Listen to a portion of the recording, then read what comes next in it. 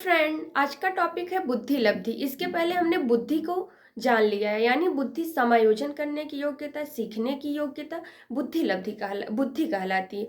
बुद्धि लब्धि यानी क्षमता, यानी किसी भी बालक की क्षमता को मापना ही बुद्धि लब्धि कहलाता है। और मनोविज्ञान के क्षेत्र में बुद्धि लब्धि का परीक्षण सर्वप्रथम अल्फ्रेड बिने ने किया, जबकि बुद्धि लब्धि का सर्वप्रथम प्रयोग जो है वह टर्मन के द्वारा किया गया।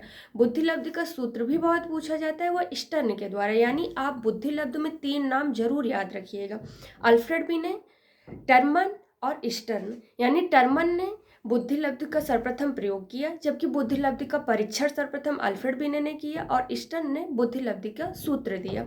बुद्धि लब्धि का सूत्र स्टर्न ने क्या दिया? बुद्धि लब्धि बराबर होता है मानसिक आयु बटे वास्तविक आयु।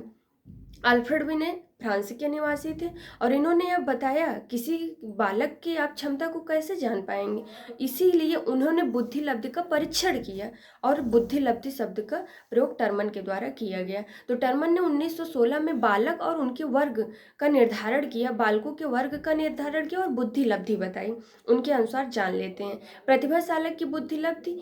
यानी आप ऐसे लिख सकते हैं, एक ब्रैकेट में बालक और एक ब्रैकेट में बुद्धि लब्धि। यानी प्रतिभाशाली बालक 130 से अधिक, प्रखर बालक 121 से 130, तीव्र बालक 111 से 120 उनका आईक्यू होता है, सामान्य बालक 91 से 110 होता है, मंद बालक 81 से 80 उनकी बुद्धि लब्ध होती है, अल्प बालक 71 से 80 बुद्धि लब्ध होती है, मूर्ख बालक 71 से 50 होता है, जबकि जड़ और मूढ़ बालक की जो बुद्धि लब्धि है वह 50 से कम होती है। तो ऐसे ही क्वेश्चन पूछ लिया जाता है कि प्रतिभाशाली बालक की बुद्धि लब्ध होती है वह 130 से अधिक, प्रखर बालक की बुद्धि लब्ध होती है 121 से 130। ऐसे ही पूछा जाएगा क्वेश्चन पेपर में आप।